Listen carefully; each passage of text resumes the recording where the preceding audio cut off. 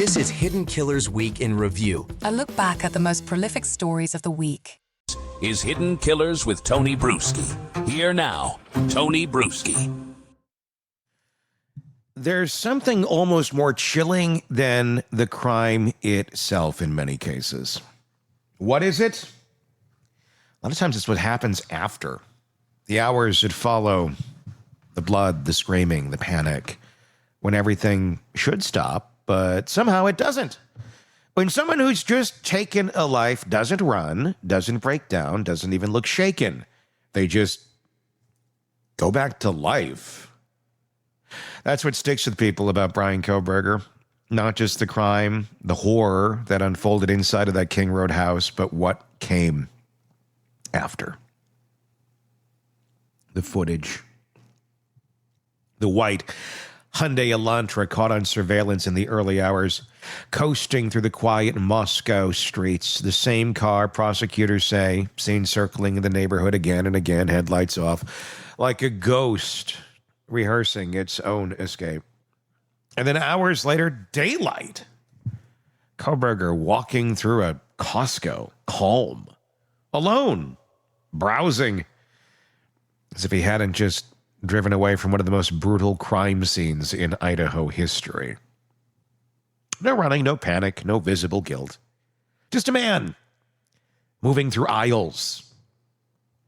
And that's the part that hits you in the gut, because it's not new. We're going to go through this. It goes far beyond Kohberger. We've seen that kind of calm before. And I got to say, if you're going, you sound a little bit stuffed up today. You're right. I am. Allergies are horrific today. So I'm going to try and get through this story the best I can. I do apologize if I pause for a moment to take a sip of water or if I have to blow my nose. I'm going to do my best not to, though. All right. John List. Who's that? He murdered his entire family one by one in their New Jersey mansion in 1971. His wife, his mother, and his 3 children. Shot. Yeah. It was a horrible scene. Then he sat down and made himself a sandwich. He ate lunch in the same house where their bodies were still cooling. He told police later he was hungry when asked, "What? Why?" After that, he turned on a religious station, wrote a letter to his pastor, canceled the mail, and left. Well, it's a good thing he took care of his needs, his issues, his affairs.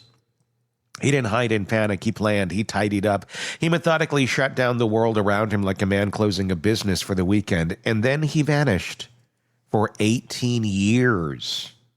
When they finally found him living under a new name in Colorado, he looked like the picture of suburban stability.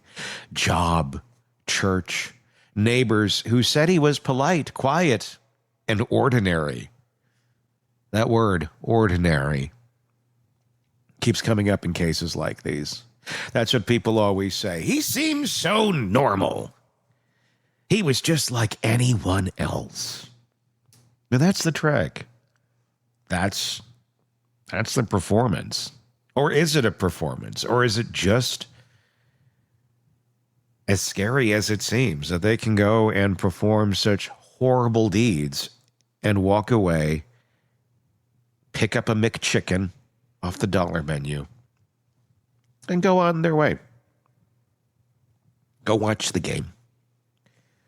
Go grocery shopping. Go do the normal things you and I do every single day, but couldn't possibly fathom doing if we had just gone through that sort of a trauma. Dennis Rader, the BTK killer, he perfected it. He was a church president, a compliance officer, a father. He took the lives of 10 people, sometimes entire families, and then went right back to being the guy who reminded neighbors to mow their lawns in Park City, Kansas. It's the guy you'd run into at the grocery store, over at the Leakers, maybe at the salad bar where they have that delicious broccoli salad, which they actually do at the very Leakers that Dennis Rader used to frequent. I used to eat it in that parking lot all the time. I worked right down the road from it. It was my lunch.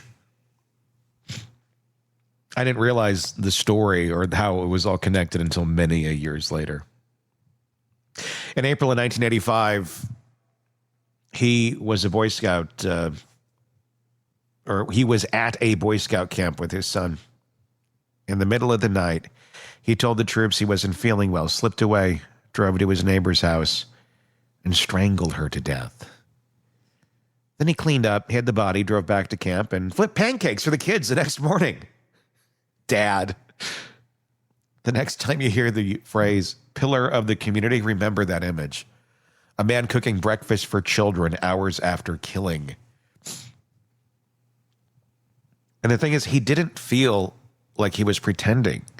He compartmentalized it. The killer, the father, the community volunteer. All separate files in the same cabinet. That's how this kind of mind works. It's not panic after violence. It's a return to baseline. I mean, think of it. If you look at a filing cabinet, now, those of us that remember filing cabinets when we actually use paper and things, I think we all know what a filing cabinet is. You don't know what's in those files. On the outside, that filing cabinet can look like any other filing cabinet. It may even look like a cool filing cabinet. Sometimes you got some neat design ones like, oh, that's really aesthetically pleasing. That's a cool one. But you don't know what's in the files until you start looking. And sometimes you may be very, very disturbed by what you find in that otherwise normal-looking filing cabinet. That's how you got to think of these people. Chris Watts and his pregnant wife, Shannon, he took her out, strangled her in the early morning hours of August 13th, 2018. Then he smothered his two little girls, Bella and Celeste. And at 5:15 a.m., he went to work. He drove to his job at an oil site, the same site where he buried Shannon in a shallow grave and dropped his daughter's bodies into oil tanks. He texted coworkers, took calls, and ate lunch. By the afternoon, when friends started calling because Shannon had missed an appointment, he acted surprised. That night, he gave interviews on his front porch, hands folded, telling reporters how much he missed them. The next day, he begged for their safe return. It's not that he didn't know what he'd done. It's that he thought he could manage the optics of it, play the part of a concerned husband long enough to get away with it. That's what calm looks like when it's weaponized. Stephen McDaniel murdered his classmate Lauren Giddings in Macon, Georgia, strangling her. Dumped her remains in trash bins outside of their apartment complex after breaking her into pieces. And then when people noticed that she hadn't been seen for a few days, he joined the search. He even printed flyers. He called her phone. He gave interviews. There's a clip. You might have seen it, where he's standing outside talking to a news reporter. His voice is steady, a little nervous, but not panicked. He's describing how worried everyone is, how they've been looking for her. Then mid-interview, the reporter tells him that a body's just been found.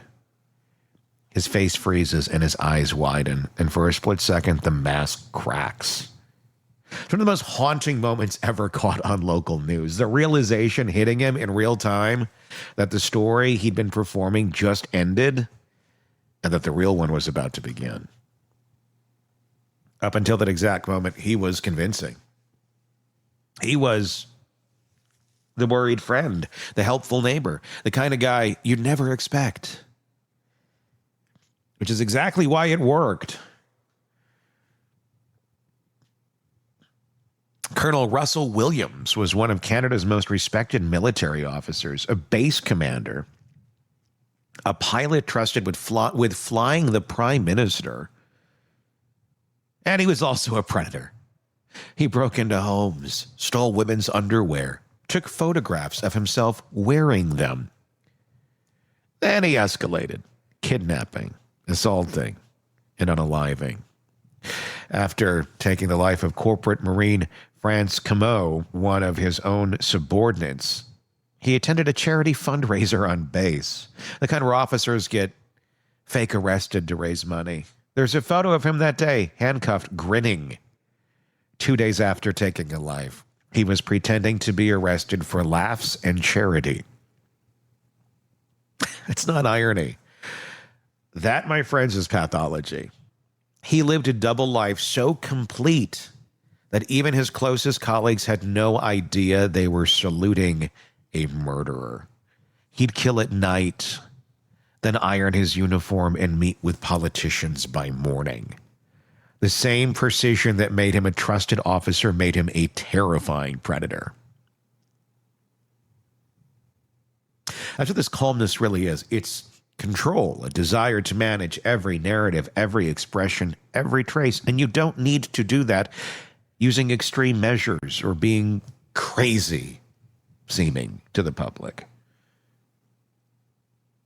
Then there's Tyler Hardley, 17 years old, July 16th of 2011. He killed his parents with a hammer because they wouldn't let him throw a party. You know, like you do.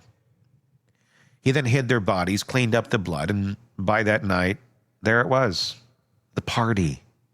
60 kids showed up, beer pong, music, even noise complaints.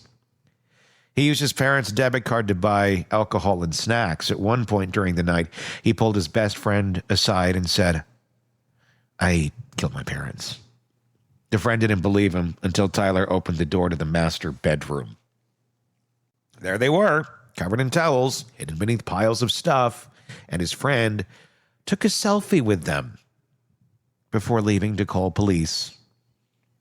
The photo became infamous, a grinning teenager killer posing with a friend who had just seen the truth.